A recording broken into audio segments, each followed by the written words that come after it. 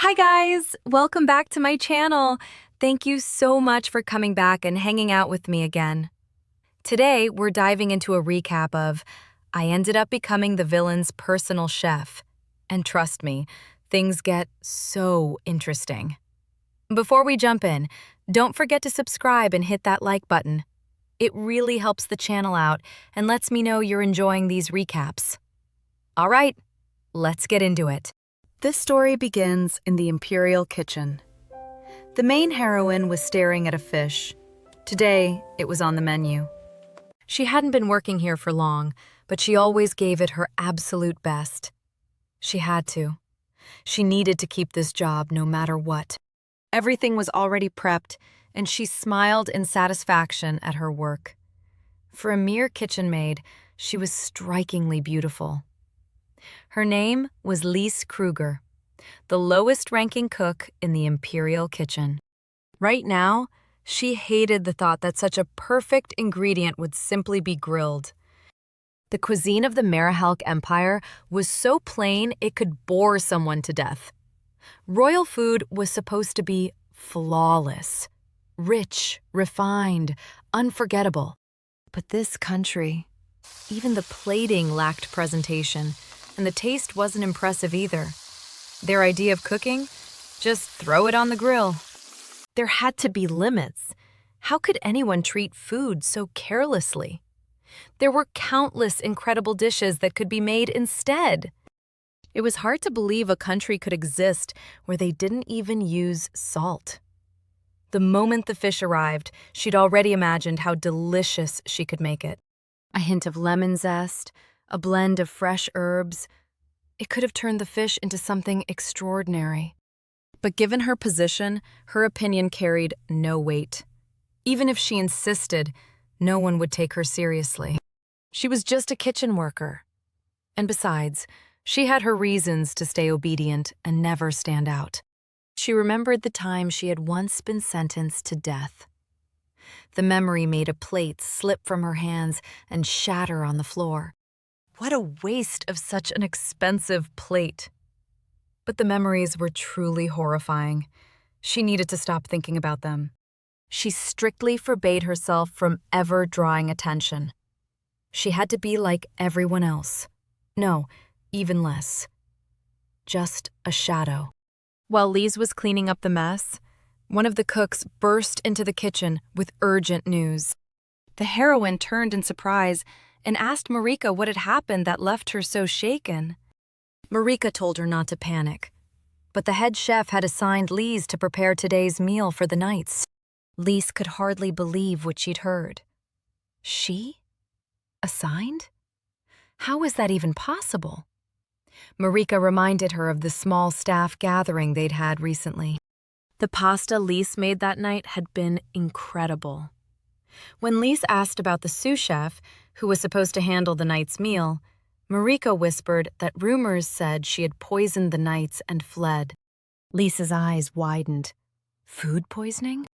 Marika guessed the sous chef had served fancy egg sandwiches for lunch. But eggs in this heat?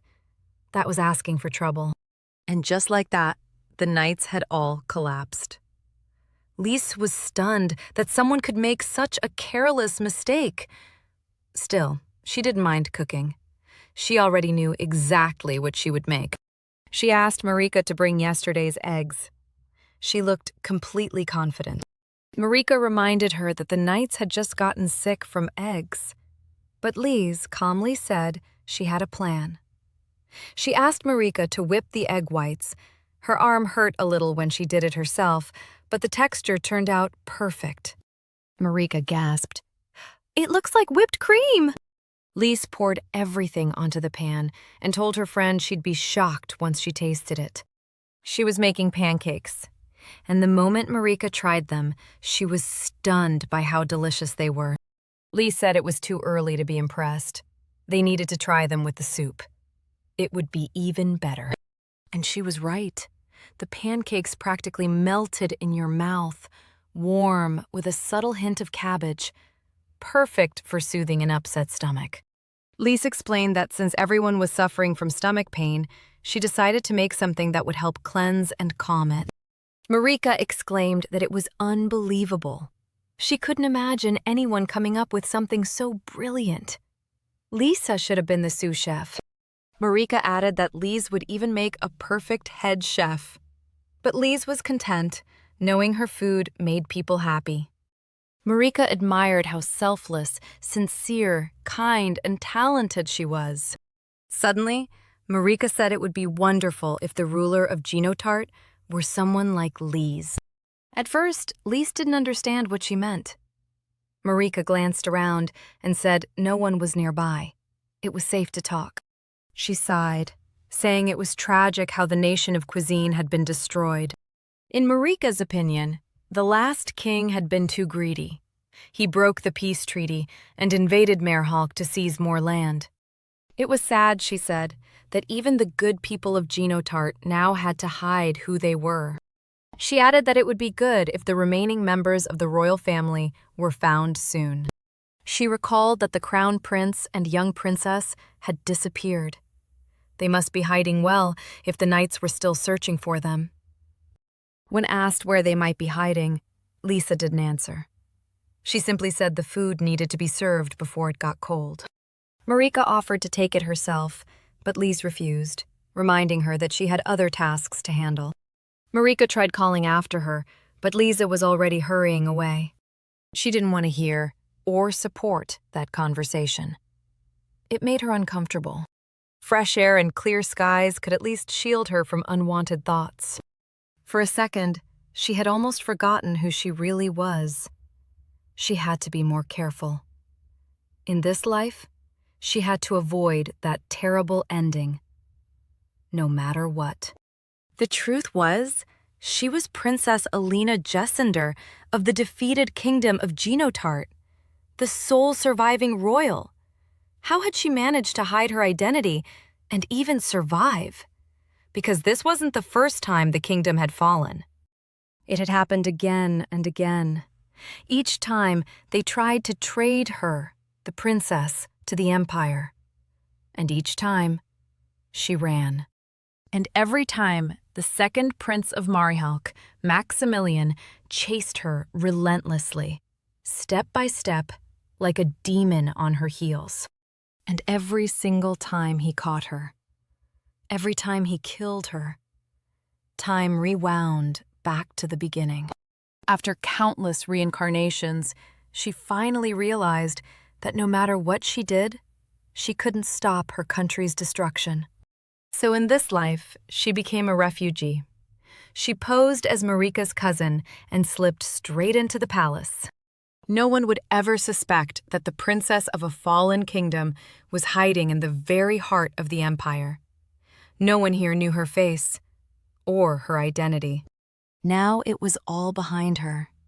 In this life, she would finally live her own story, quietly, peacefully, cooking in the kitchen. Suddenly, she was distracted. She heard a rustling sound behind a tree. Deciding to check it out, she walked over and found a child, dressed in filthy clothes, sitting on the ground, pulling grass out by the roots. She couldn't understand how a boy could even be here. How could a child end up in a place like this? It was strange. She was about to calmly tell him he wasn't allowed to play here, but before she could, he shoved a handful of grass into his mouth, and she let out a loud gasp. She rushed toward him, grabbed his wrist, and told him eating anything that grows or lies on the ground was absolutely forbidden. It could be dangerous, especially if he didn't even know what he was eating. She must have scared him, bursting out of the bushes like that. But she'd been worried. And now, she noticed something else. There was something about this little boy that felt strangely familiar. The shock wore off, and the boy frowned. He said he didn't care what he ate if he was hungry, and then demanded to know who she even was. Who could he be? So young, with messy hair and sharp eyes. His clothes barely looked like clothes at all, more like rags. She concluded he definitely wasn't from a noble family. Nobles didn't look this unkempt. She needed to find out who he was and why he was here. For now, though, she just stared at him silently, which made him ask why she'd suddenly frozen like that. First, she apologized for startling him with her sudden outburst. He snapped back that if she didn't have any business with him, she should just leave. He was trying to eat. She cried out again that he absolutely shouldn't do that.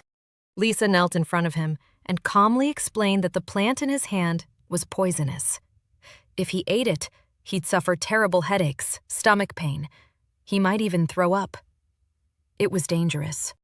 She asked if he really wanted to get sick. Before he could answer, his stomach growled loudly, breaking the silence between them. He blushed and muttered that it didn't matter if it was poisonous. She hadn't said it was deadly, so it was fine. She shouldn't stick her nose where it didn't belong, especially when someone was just trying to eat. She endured his little outburst calmly and told him not to say that. She had a better offer for him. Instead of that, she'd treat him to something far more filling. That caught his attention.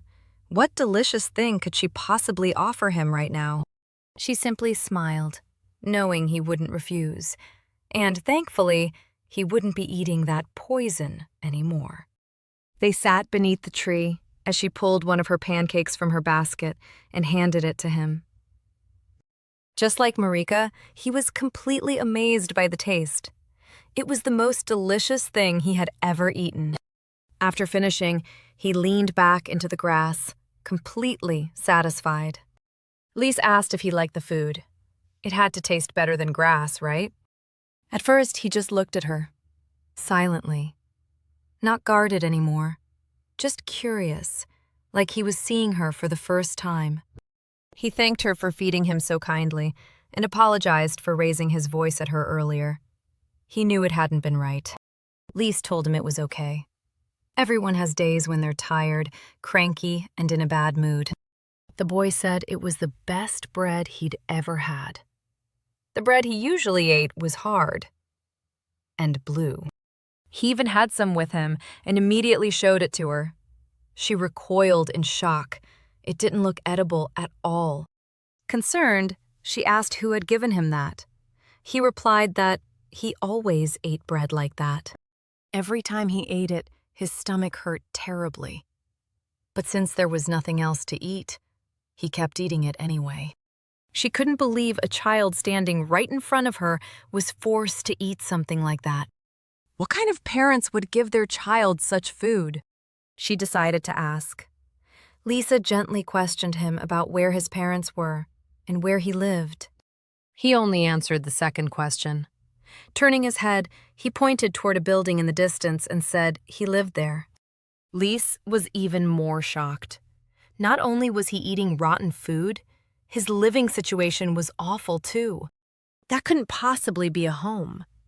It was an abandoned storage building on the palace grounds. Even the maids were afraid to go near it. The boy frowned immediately. Why was she calling his home names? But as Lise looked at him again and put all the pieces together, her heart ached for him.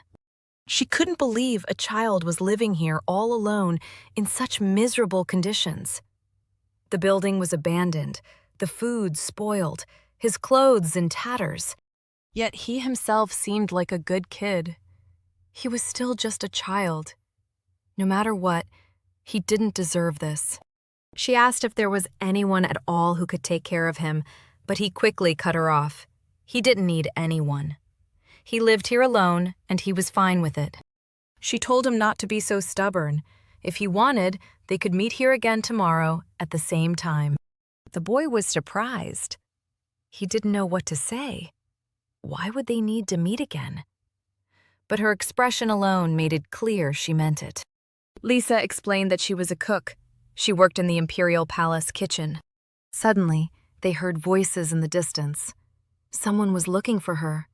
She'd been so distracted that she'd forgotten she was supposed to feed the knights.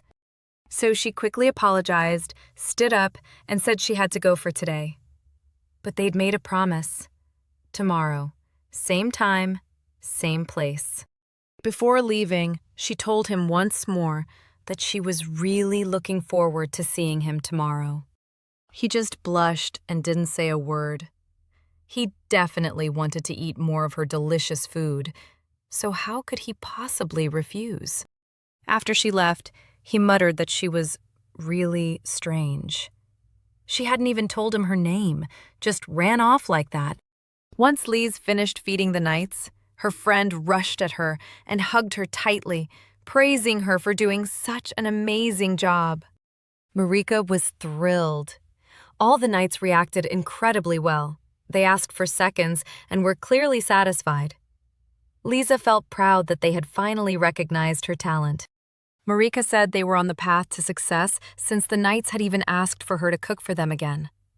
Lise reminded her that there were cooks ranked above her. She couldn't just take that role. Marika looked shocked and told her not to even say she didn't want a higher position. Marika assumed Lise planned to practice in the kitchen that evening to prepare for tomorrow's meeting. But Lise explained she was working on tomorrow's meals for the laborers and thought it would be better to cook in advance. Marika agreed, and besides, it smelled incredible. Still, she noticed Lise had made way too much food and asked why she'd prepared so much. Lise casually replied that she just wanted to eat the leftovers herself. Of course, that wasn't entirely true. She hadn't forgotten about her little friend. No matter how much he ate, he always seemed to want more. Honestly, he looked like he could finish the entire pot by himself. Marika misunderstood completely and nudged Lise with her shoulder, saying she knew exactly what Lise was planning. She teased her, asking if she was planning to treat the knight commander to a special meal. Marika grabbed her shoulders and said that, after all, the knight commander clearly loved her cooking too. Lisa quickly tried to explain that it wasn't like that. While they were talking, another woman stormed in and angrily knocked over a bowl of vegetables. She addressed the heroine in a threatening tone. She warned Lisa to remember something important. She shouldn't get arrogant just because she did well this one time. It was Torty, the sous chef of the Imperial Kitchen. She reminded Lise, a mere commoner, to remember her place. The heroine wasn't the type to argue, but the sous chef was the type who saw silence as weakness. Torty kept going, saying Lisa shouldn't act so confident just because she'd been praised. She added that Lise shouldn't think too highly of herself just because she'd covered for her once. Marika snapped back that Torty had run off herself because she couldn't handle the workload and had dumped her responsibilities on others. Lise tried to calm Torty down and even offered her some soup to try, but Torty shouted at her not to tell her what to do. Marika couldn't hold back and bluntly reminded everyone that Torty had just been lazy. That's why she ran off today. That struck her pride, and Torty yelled that it wasn't true. The head chef had sent her on a very important task. Lise gently asked what that task had been. Torty scoffed and called them ignorant, saying they had no idea how difficult a sous chef's job really was. She refused to share the details, claiming they'd find out soon enough anyway. No one pushed further, mostly because the head chef was suddenly standing right there. She leaned toward Torty and calmly said she was actually curious about that important task, too. Torty jumped back in shock. She hadn't expected that. The head chef began scolding Torty for abandoning her post and avoiding responsibility for a problem she herself had caused. The chef was furious that Torty had the nerve to make excuses and even blame Lise for stealing her job. The chef defended Lise, saying she had actually done Torty's work for her. She decided to punish Torty by assigning her dishwashing duty for an entire week. The girls watched in stunned silence. They were both surprised. It seemed that in the chef's eyes, Lise had grown in stature. She was even being defended. Marika joked that she'd had a feeling Torty would end up punished, and she was right. She said it was a huge relief that Torty didn't get away with it, and that Lisa's hard work had been noticed. Lise thanked her friend for standing up for her and supporting her. But there was still work to do, especially now that the conflict was resolved. Lisa picked up a spoon and suggested they finish the final touches. The next time she went to see her new little friend, she didn't let him eat right away. She made him wash his hands first. It was already the second day she'd been feeding that strange little boy. She carefully inspected his hands, as if something very important depended on it. For him, it really did. He wanted the food she brought. After checking thoroughly, she praised him and said everything looked good. He could eat now. She also told him that from now on, he had to always come with clean hands. She'd decided to teach him at least a little discipline. He nodded quickly, saying he understood, as long as he could hurry up and get some of the treats she brought. Sitting down on the grass, Lise announced that today's menu was pumpkin soup. The boy admitted he had never even seen soup that color before. She also handed him some bread and explained that while the soup was delicious on its own, dipping the bread into it made it even better. When he took a bite, he looked shocked. It was sweet and incredibly tasty at the same time. Lise smiled and said she was happy he liked it, and added that using milk in the recipe had definitely been worth it. He hadn't been eating for long before he suddenly spoke up to the heroine. It turned out the boy had finished everything in record time. His bowl was completely empty. Now he was asking the lady for more. After the meal, Lise took a handkerchief and gently wiped his face clean. He kept praising her soup, saying it was incredible. Lisa decided it was time to teach him some manners, so she asked him to say thank you for the food, even though he didn't quite understand what would happen if he did. She calmly explained that he'd feel happy after expressing gratitude, and it would also make the person who cooked the meal feel good. He pointed out that the one who made the soup was Lise. So would she be happy if he thanked her right now? He asked. The heroine replied that yes, it really would make her happy because she loved seeing people enjoy her dishes. He blushed a little and, stammering, thanked the lady for the food she had brought him. Lise grew curious about why he kept calling her lady, so she asked him about it. It turned out he simply didn't know her name. She suddenly remembered that when she first approached him, she hadn't introduced herself properly at all. But now she realized there had been one detail bothering her ever since they met. Something about this boy's appearance reminded her of him. No matter how much she tried to deny it, the resemblance was there. It was strange seeing in this small child the man who had taken her life more than once, the second prince of Merhalk, Maximilian.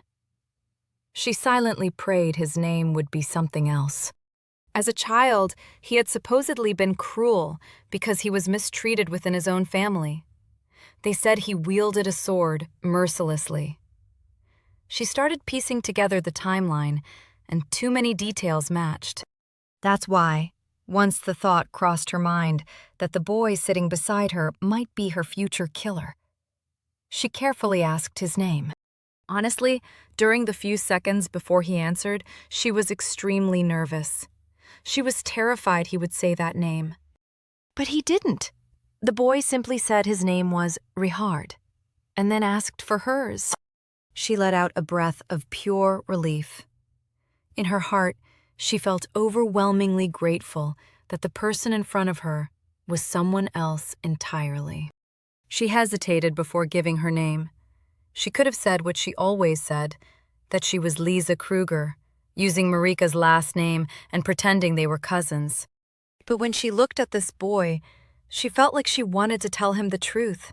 So she told him her name was Alina. For some reason, she felt she should be honest with him. The boy seemed surprised when he heard that name. He even quietly repeated it to himself. She quickly pressed a finger to her lips and told him that name was just between the two of them. Only he could know it. To everyone else, she was Lise. Richard naturally asked why. Alina calmly explained that if anyone found out her real name, she wouldn't be able to stay here anymore. To make sure he truly understood, she added that if she had to leave, the food would disappear too, because she was the only one who cooked like that. He jumped to his feet in panic. He said he didn't want that. Her food was the best thing in his life. Blushing again, he praised her and her cooking once more, first accidentally calling her by her real name, then quickly correcting himself. She reassured him gently, saying everything would be fine as long as he called her by the right name in front of others. And they'd keep meeting like this. Just to be sure, she asked if he understood. The boy nodded firmly, saying he understood perfectly. He promised that if that was the condition for seeing her again, he would absolutely follow it. But only a few days later, he quietly muttered to himself that his new friend hadn't kept her promise, and he didn't understand why. Meanwhile, the kitchen was pure chaos. To be honest, there was always more than enough work there. On top of that, Torty had been yelling non-stop lately. She criticized everything and nitpicked at every little detail. It was all because the head chef had officially transferred Lise to work here in the main kitchen. Torty was clearly taking her frustration out on her, screaming like she'd lost her mind. All the heroine could do was apologize. There was physically no way she could complete the overwhelming number of tasks she was being assigned. Torty dismissed her exhaustion, saying she wasn't the only one who was busy and tired. Yet somehow, she was the only one doing such a terrible job. It had only been her second day working here, and Torty had already found countless ways to target her. That day, she forbade Lisa from complaining and said she wouldn't listen to any excuses. She ordered her to carry 2 heavy sacks of potatoes. While carrying them, some potatoes spilled out. Lisa felt crushed. It truly felt like she was being hated. Of course, she was grateful that the head chef had invited her into the main kitchen and acknowledged her skills. It was amazing that she was progressing, but she never imagined it would be so crowded, and that Torty would constantly scold her in front of everyone. Just thinking about how deeply that woman seemed to hate her was frightening. You could see it in her eyes and hear it in her voice, and she had no idea what to do about the promise she'd made. The work here felt endless. She had no time to go see the child. She felt guilty, imagining that Rihard might have been waiting for her all that time. She firmly decided that no matter what happened today, she had to go and meet him. But her distraction had another cause. Lately, she seemed to be getting sick. She had a cough and a fever. Someone entered the cellar and asked how she was feeling. It was Marika. Lise was surprised to see her and said she thought Marika was supposed to be busy upstairs. But Marika replied that she was worried and had to come check on her. Marika admitted she thought Torty had taken things way too far and was clearly trying to dump all the work on Lisa. The heroine simply smiled and said that working in a kitchen like this was probably always hard. It couldn't be any other way. She said she'd get used to it, and then everything would be fine. Marika could only shake her head in disbelief at how genuinely kind Lise was. Marika said she didn't want to just stand by and stay quiet anymore. She was ready to go talk to the head chef herself. For now, though, Lise needed to head back to her room and get some rest, and Marika even made her hand over the sack. The heroine refused, saying it was work assigned to her, so she would finish it. They reached a compromise. Marika would at least carry the second sack for the time being. She wanted to help however she could. Lise thanked her. She was relieved for the help, since she wasn't sure she could have carried the second one on her own. She even admitted that Marika might be right. She probably had caught a cold. The past few days had been so busy that she'd been forced to ignore how she was feeling. She hadn't been able to rest properly at all. And even now, like Marika said, she couldn't. There was still a mountain of work to do. And then there was that boy. But it seemed her body had other plans. She was physically too weak, and because of her condition, she fainted. The heroine didn't even hear how frightened Marika and the other cooks were, how they carried her in and placed a cold compress on her. She only woke up later, when night had already fallen. For a moment, she didn't understand what was going on and jolted upright. It felt like just a second ago she had been in the kitchen. And now she was suddenly in her own room. She hated that she had actually lost consciousness. She'd probably only caused trouble for everyone else. Lise heard a soft tapping at the window. She was surprised when she noticed someone, or something, out there. Then she heard a thin, quiet voice calling her by name. For a second, she thought she must be hallucinating from the fever. Was she really that sick? Sick enough to imagine someone calling her? The window creaked open on its own, and to her genuine shock, a small, round bird was sitting there. Honestly, she didn't even know what to think. Had that little bird just called out to her?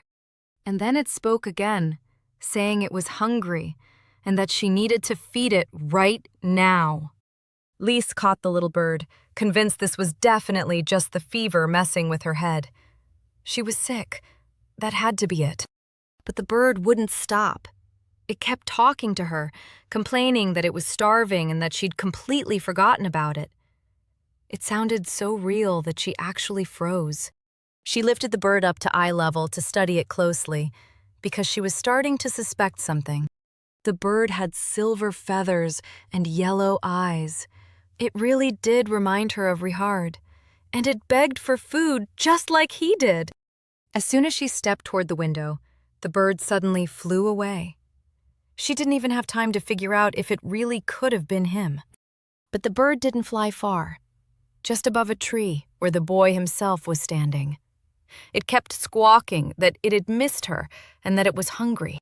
Richard explained that the little guy flying around in the sky tended to say a bunch of unnecessary things, so there was no reason to listen to him. The girl was honestly shocked that he had somehow made it all the way here. She quickly threw a cloak over her shoulders and quietly ran out to him. Meanwhile, the boy was trying to calm the bird down since it had already said way too much. The girl couldn't believe that birds here actually talked. And Richard was acting like this was totally normal, like there was nothing strange about it at all. She smiled. He was arguing so passionately with the bird, which kept insisting that he had missed Lise. It even said the two of them seemed pretty close. She decided not to overthink the fact that the bird was talking. What mattered was that they seemed to have made up and were still on good terms. The girl said it was pretty late and that he should probably head home. She asked why he wasn't asleep yet.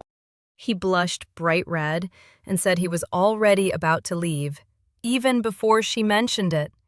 He claimed he always took walks around this time. In truth, she knew the servants' quarters and the place he called home were pretty far apart. Then suddenly he blurted out that if she made a promise, she was supposed to keep it. When the embarrassed boy was about to leave, Lise called out to him.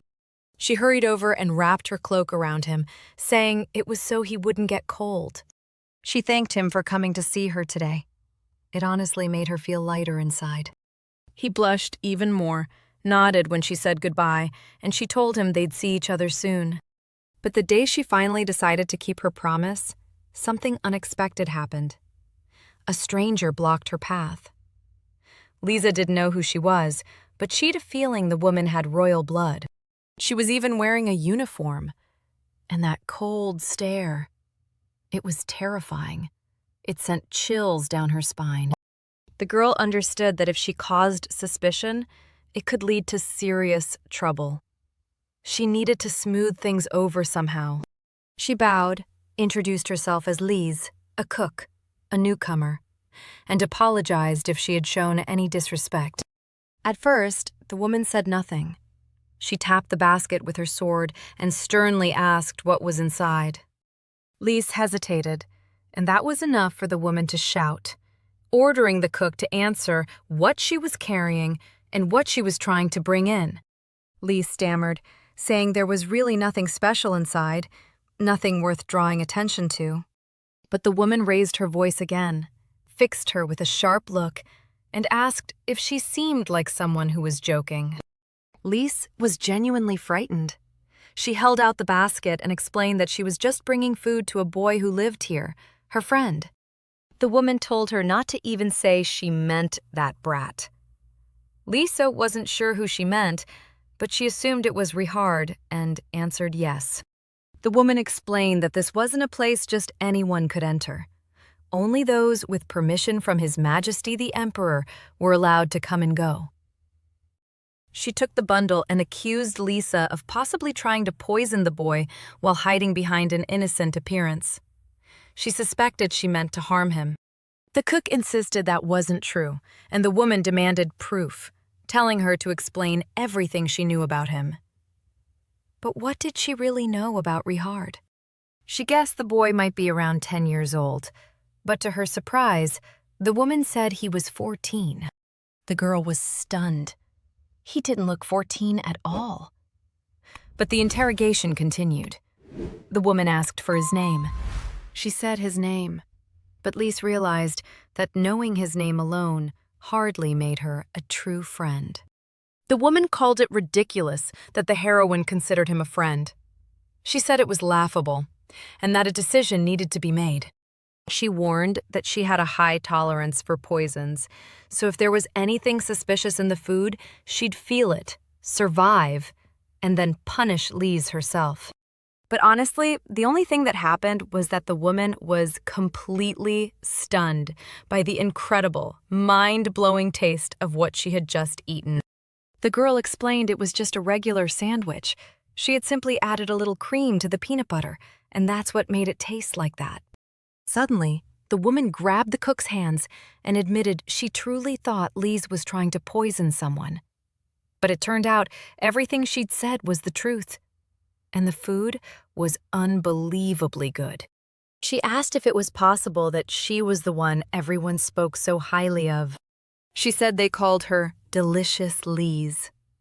The heroine did not expect to be praised so highly. In the end, it turned out the woman was Lilith Million von Holzrieger, and she was running late. Now that she was sure everything was fine, she had to leave.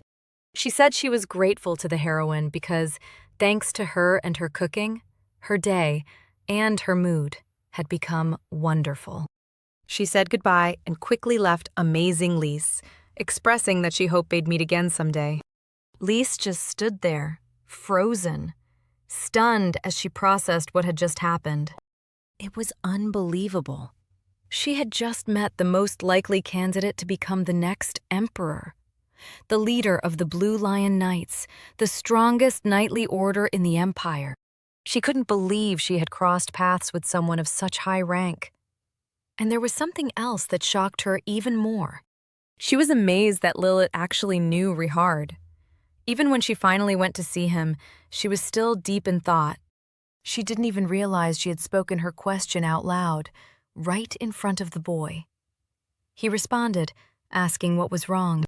The boy asked what she was doing there and whether she had really come to keep the promise she made. The girl said he guessed right. She told him she truly wanted to keep her promise today and had been worried she might be late. Maybe he hadn't eaten yet. At first, the boy didn't answer. Instead, his stomach betrayed him, growling loudly to announce it was hungry. He flushed red with embarrassment and glanced at Alina, hoping she wouldn't laugh at him. They sat down together. The girl didn't tease him or make fun of him. She said she was glad she'd come in time and handed him the sandwiches. When the boy started stuffing his cheeks full of food, she gently told him there was no need to rush. There was plenty to eat. She was happy he liked the food, but her thoughts were still tangled up in everything she had learned that day. He was strange, living between two palaces with restricted access and closely acquainted with Princess Lilith. Now she was curious about his name. Had he even told her his real one? What if he wasn't Richard at all? What if he really was Maximilian, the second prince who had once mercilessly destroyed her? Now she felt completely confused. But she didn't want to place blame on the boy. What if she was wrong? When she thought about it, she hadn't even seen her executioner's face clearly back then. Even if all that was in the past, she didn't want to relive it. She didn't want to tie herself from the very beginning to someone who reminded her of that pain. That's why she decided to ask directly whether Richard happened to know Princess Lilith. He changed immediately, tense, guarded. He asked what it mattered if he did. Alina answered honestly that she had met her on the way, and Lilith said she knew him. She clenched her hands into fists and asked Rihard if there was any chance that he might actually be the prince of the Merhalk Empire. Silence fell for several long minutes. It felt like she had asked something outrageous, but she wanted the truth, no matter what it was. Then Rihard replied that he wasn't worthy of anything. There was no one cooler or more magnificent than the prince. Honestly, it was hard to understand what he even meant by that. Alina asked what he was trying to say. Calmly, he explained that if he was useful, that was good. If not, then it wasn't. To elaborate, he reminded her that the Merhalk royalty possessed magic. That was the first thing she needed to consider. The girl knew that very well, since she had once experienced the Empire's greatness herself. They were powerful because they wielded magic. Suddenly, he took her hand and warned that it probably wouldn't fully heal her. Then, he began chanting a spell. The heroine was genuinely captivated by what she was seeing. Magic was something extraordinary. She had only ever seen it used in cruel, destructive ways before, but now she was witnessing healing magic. For a moment, it even felt a little awkward, but she didn't object or pull away. In the end, she felt her mind clear and her body grow lighter. The boy explained it was healing magic, but that was all he could do. He had a severe lack of strength. He couldn't fully improve her condition, even though she wasn't seriously injured or ill. He said that, although he was from Merhalk, he couldn't use any impressive or powerful magic at all. Maybe there was some tiny fragment of power inside him that could one day be useful.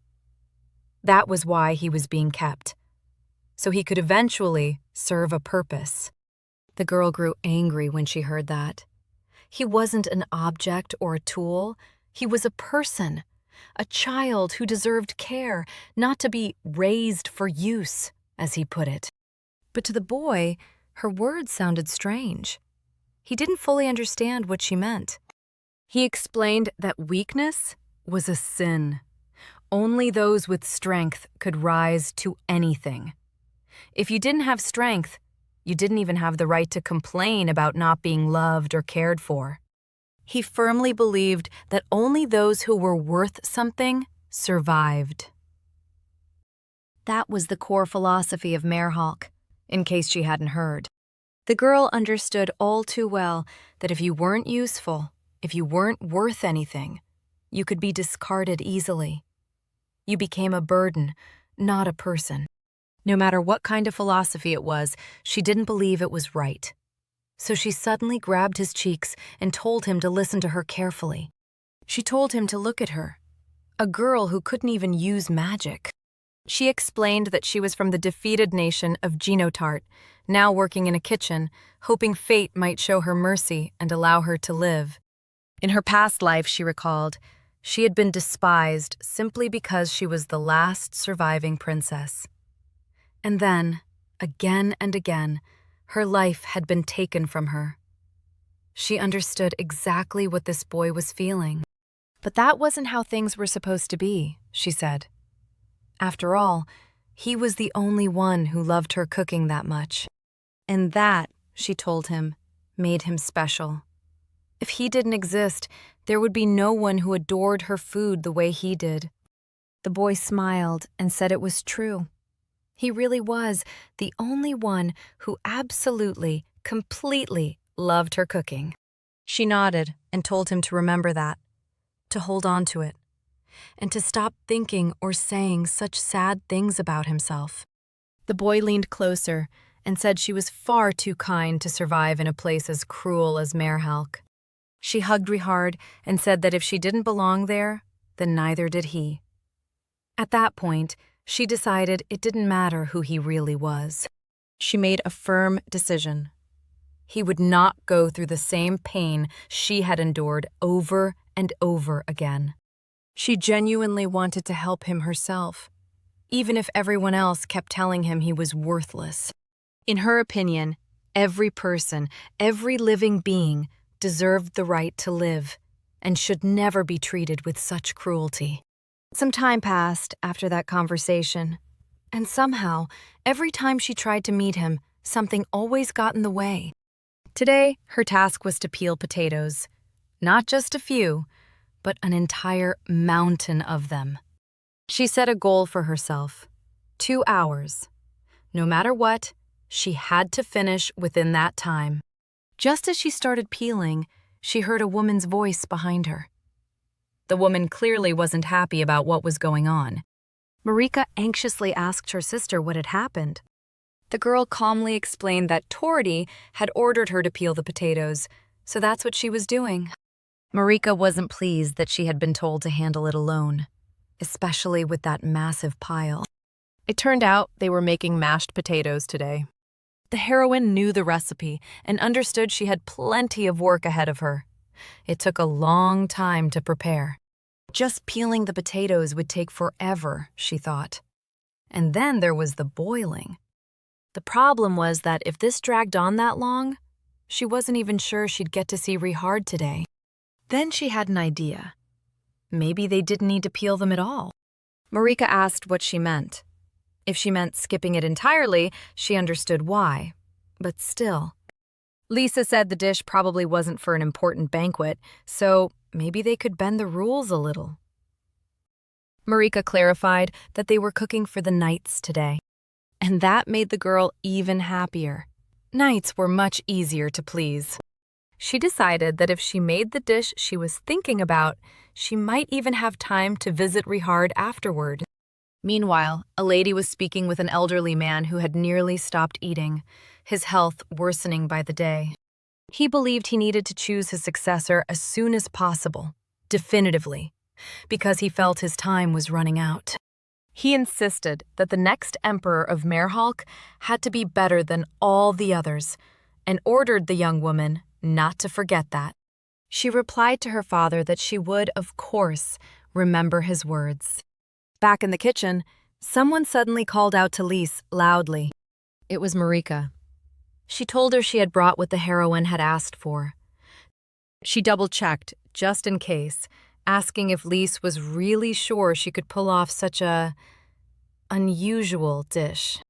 The heroine blushed slightly at first. She picked up a bottle and said she had found the perfect tool. Marika looked at her in confusion and asked what exactly she was planning to do. The girl asked whether all the potatoes had been boiled. When Marika said yes, she grabbed one in her hand. Then she smashed the potato with the bottle. Marika stared in shock and asked what in the world she was coming up with now. Marika admitted she trusted her, but still, it wasn't too late to back out. The heroine reassured her, saying there was nothing to worry about. She knew exactly what she was doing. Lisa declared that with this very dish, she was going to win over Tordy's stomach, and everyone else who tried it. Tordy wasn't happy that Lise had suddenly decided to change the lunch menu. She believed mashed potatoes were the best choice. She admitted that making mashed potatoes did take a lot of time, but still. The heroine interrupted her and said time was exactly the problem. The knights would arrive starving, and at this pace, they wouldn't be ready. That was what she was trying to explain to Tordy. The woman let out a heavy sigh. She shot Lise an irritated look and demanded harshly to know what she planned to serve instead of mashed potatoes. "Bring it here," she ordered. "Let's see what you've got." The girl held herself confidently as she brought out the dish and began presenting it.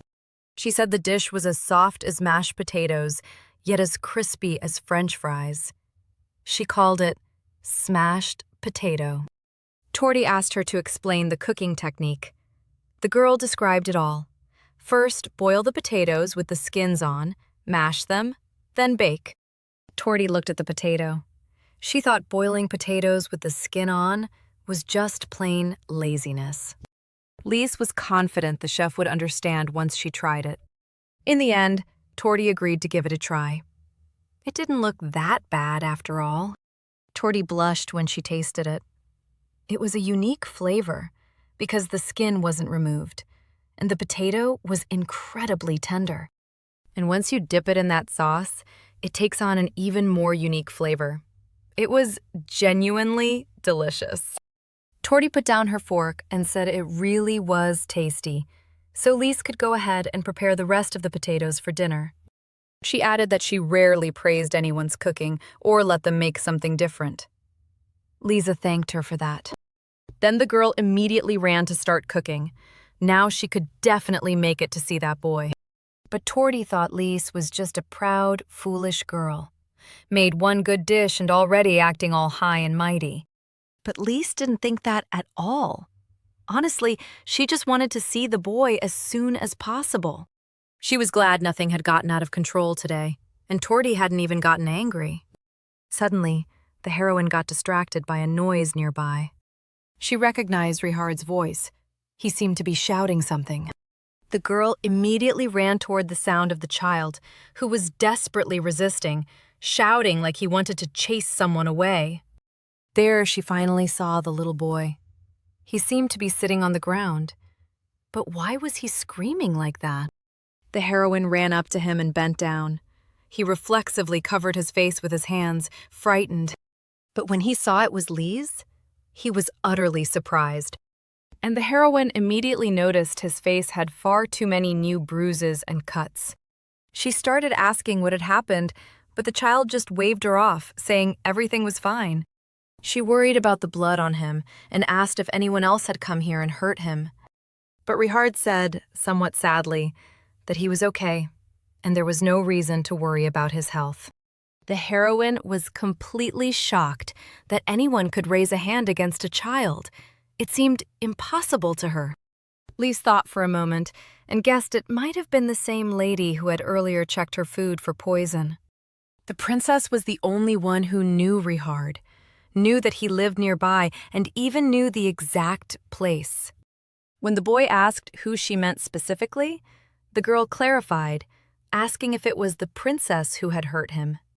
At first, the boy just looked at her, processing the question that had slipped out of her mouth.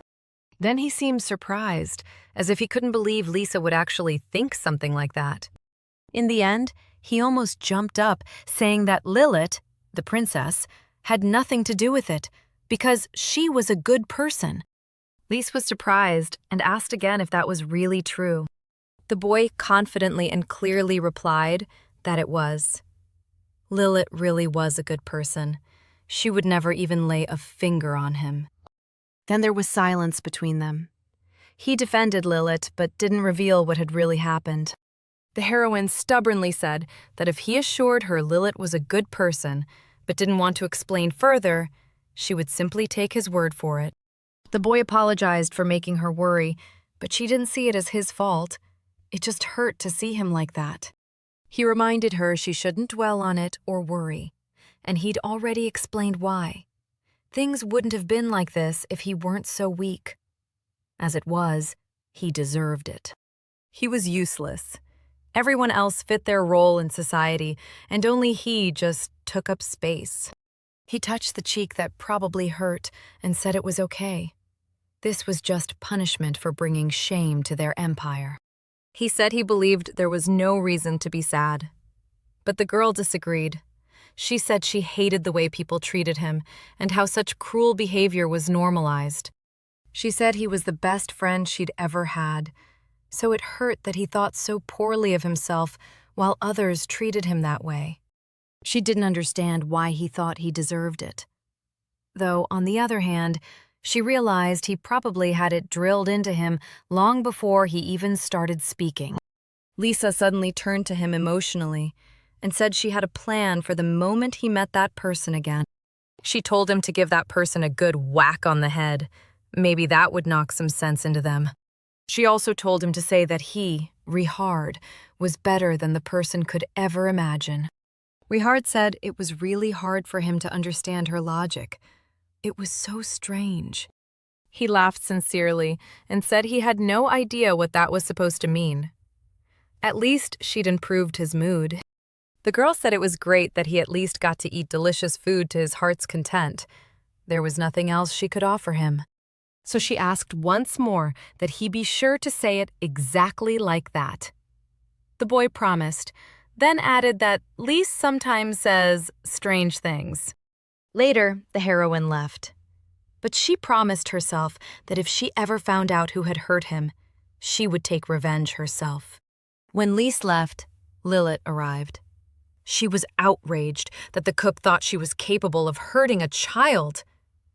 Richard asked if he could take her words as meaning she'd been eavesdropping. She said it had happened by accident. She had just intended to come see him. And this was what came of it? Could she really be that frightening to people? He honestly said that, to other people, she could indeed seem pretty intimidating. Of course, he got a new bump on his head for saying that, and the girl said his blunt honesty was incredible. Then she started demanding a sandwich that Lisa had made. He didn't want to give her anything, but she said it wasn't for nothing. It had healed his bruises and cuts, and for that, she wanted that tasty food. Once she healed him, the boy thanked her and offered for her to have some. Lilith admitted that the person who did that with him must have a truly terrible temper. Richard said that even when that guy hid it, it didn't hurt at all. And next time, he wouldn't stay silent. Lilith replied that she was actually glad to hear that.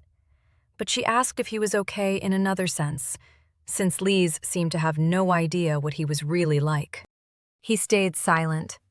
That was actually one of the reasons he hadn't said who had hurt him. Lilith said there was an important banquet coming up, and that she would let him know Richard would also be there. Richard, in her presence, didn't really see the point. But Lilith reminded him he had every right to be there.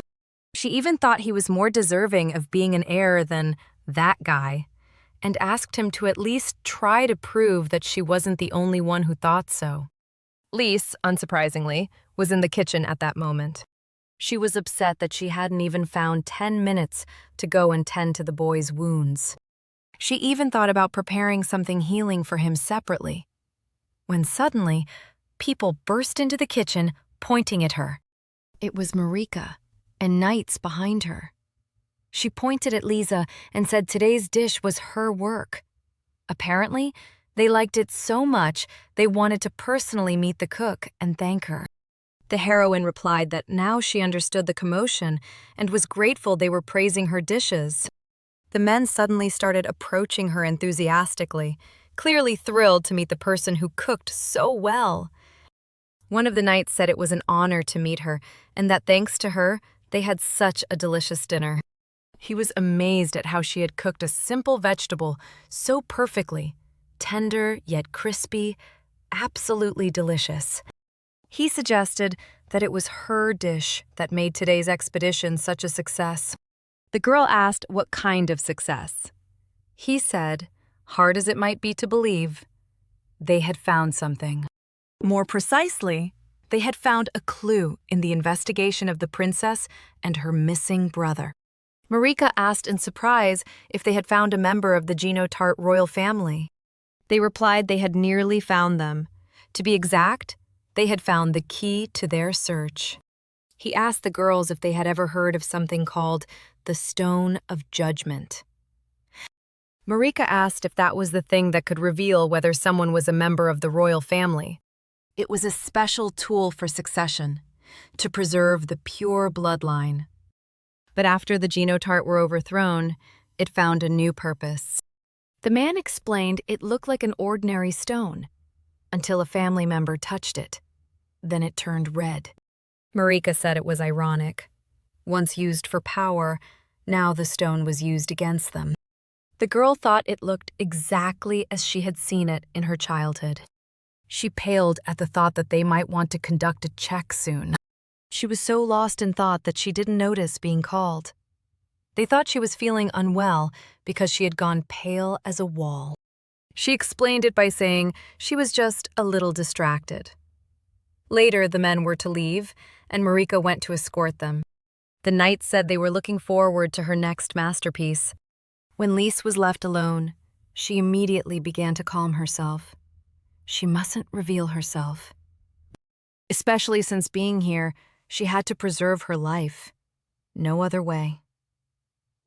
The survival method was simple.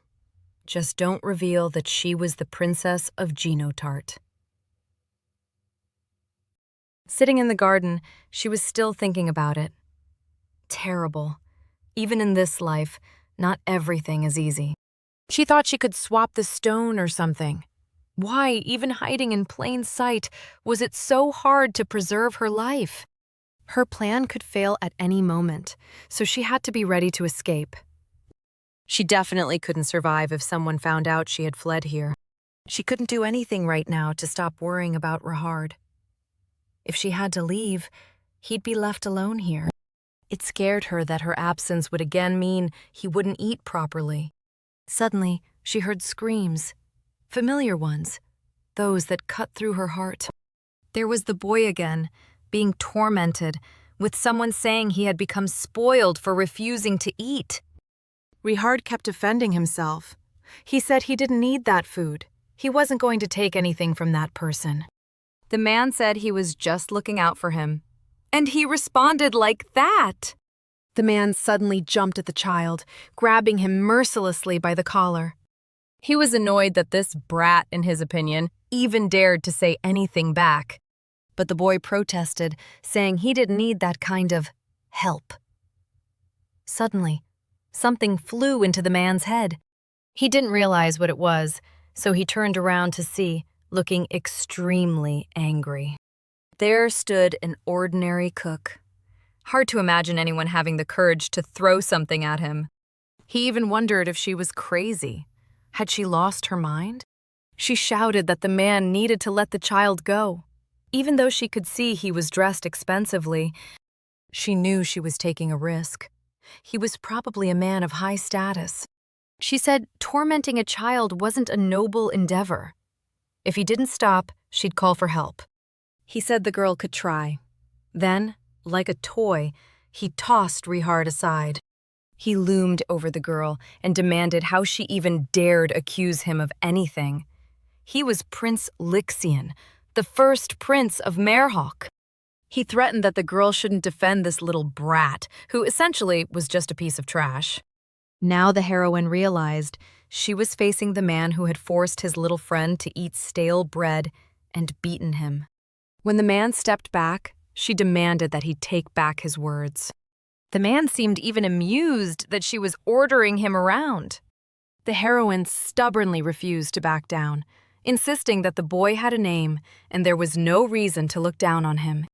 The man was surprised when he heard about the name. Then, looking disdainfully at the boy again, he said he had something to say. He suggested they call him by a grander, more proper name. For example, he said, the boy should be called correctly, Lord Maximilian Rahard von Holtzrieger. Lisa felt a chill run through her soul when she heard Maximilian. It was the name of the second prince of the Merhawk Empire, the one she had hoped to avoid. Could it be true? Had her initial suspicion been right, and had the boy lied? Was the man in front of her really the same one who had mercilessly taken her life countless times? She even covered her mouth with her hand, unable to believe that Rahard had killed her. Judging by her shocked face, the man guessed she finally realized she had messed with the wrong person, and didn't even know the boy's true identity. He pointed to Rahard, calling him the second prince of the Merhawk Empire.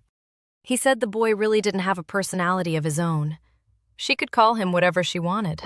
No one would harm him, the first heir, because he had merely decided to teach his little brother a lesson. The girl was frozen. She was struck not by his status, but by his personality. The man now said that, since he had explained everything clearly, she should leave and stop interfering. But she firmly said she wouldn't go anywhere.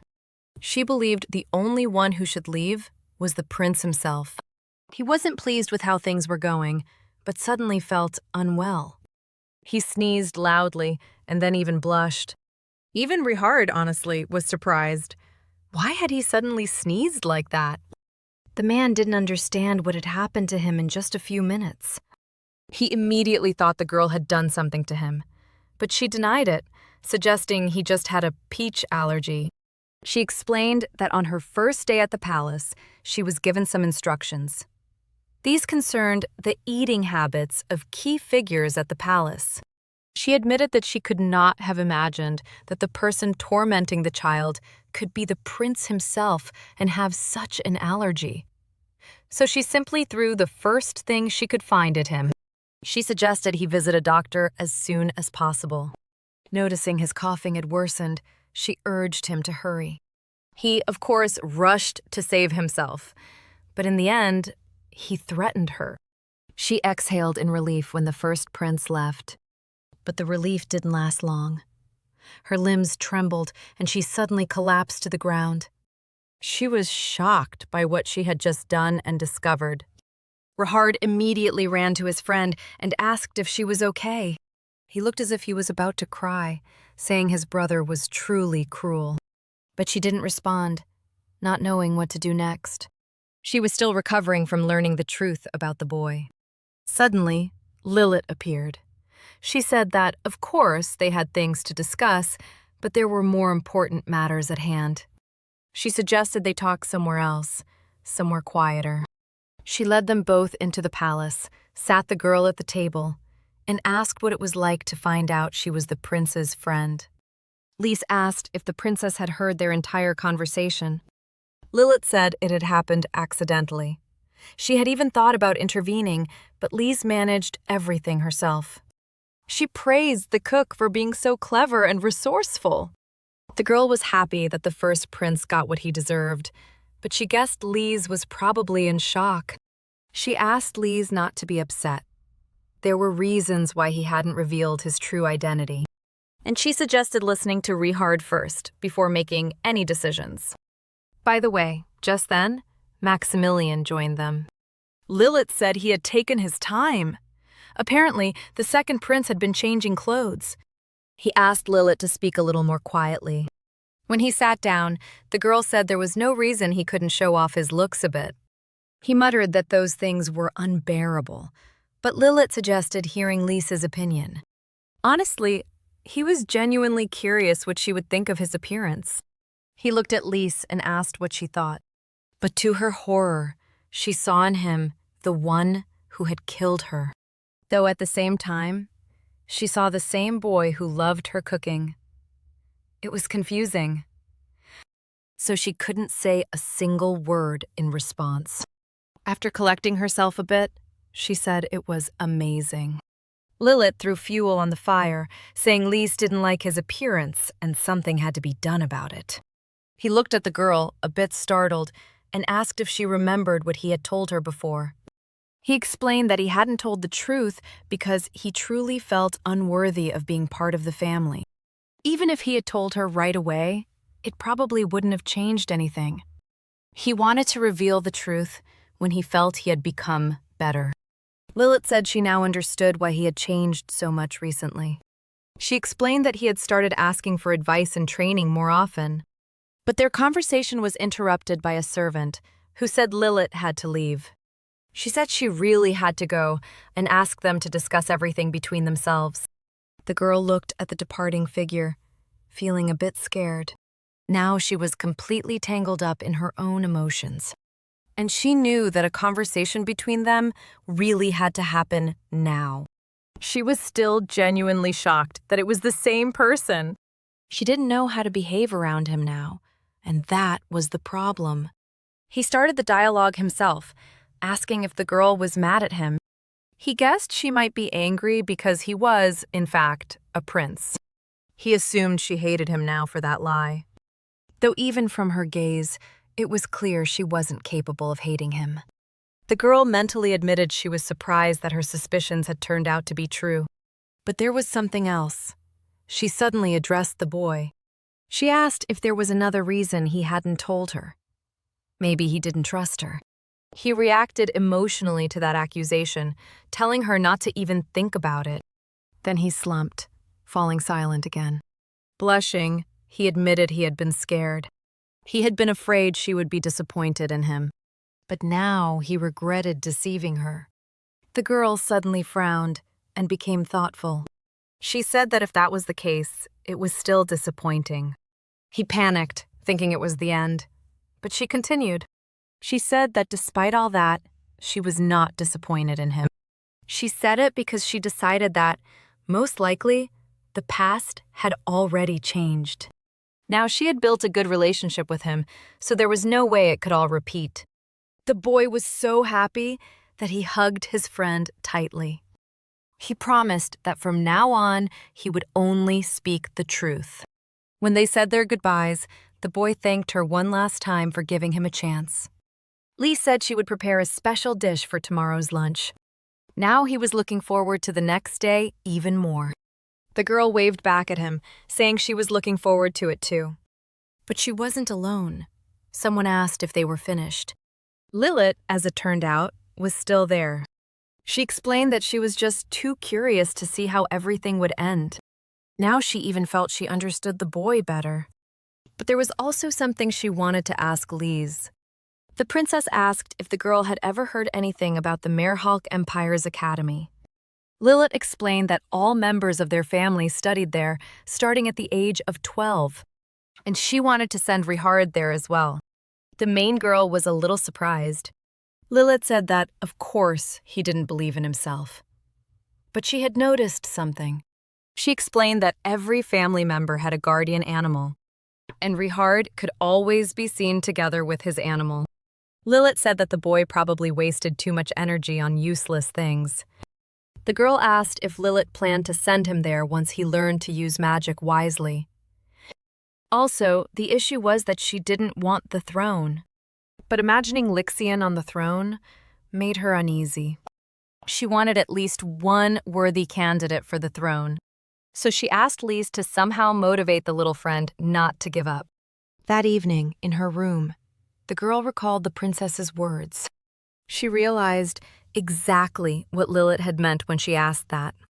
But she remembered him as a cruel person from the past. Meanwhile, Marika pulled her out of her thoughts. She said she had been looking for the girl for a long time. And where on earth could she have been? But in truth, the girl had come because she had important news. She explained that there would be a dinner competition in the kitchen.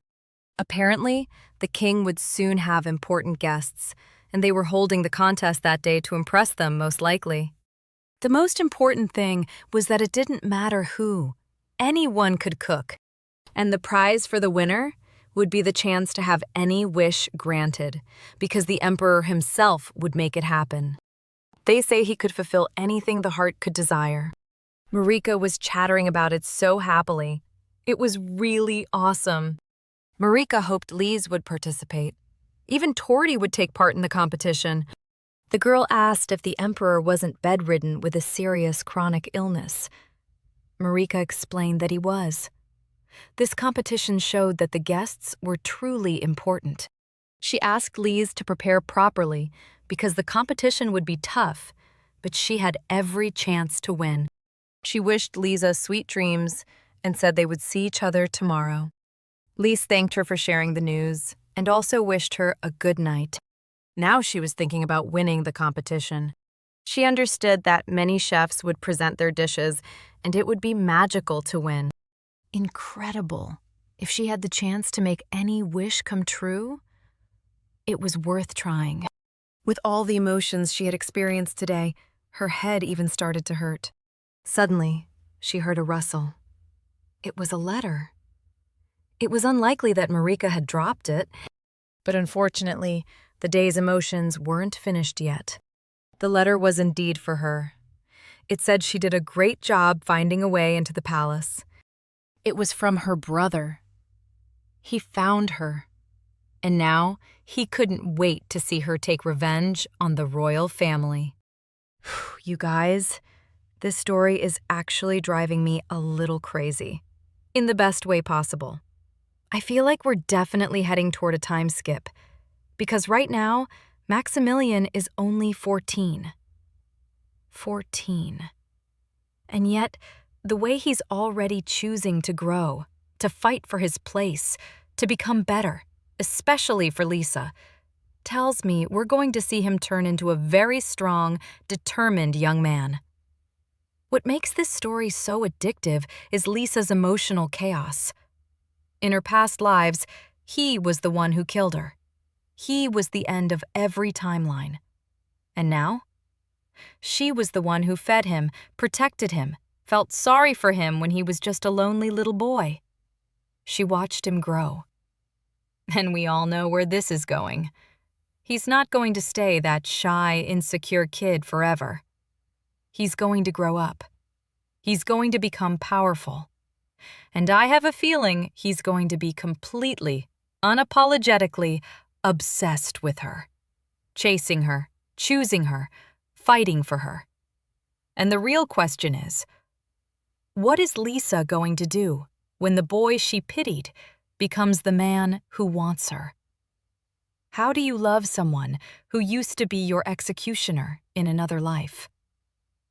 I promise you, the emotional roller coaster is just getting started. It's going to be so good watching Lisa struggle with her feelings while he gets closer and closer to her. Thank you so much for watching this video. Don't forget to subscribe and hit like so you don't miss the continuation. I'm sending you the biggest hugs, and I'll see you in the next video.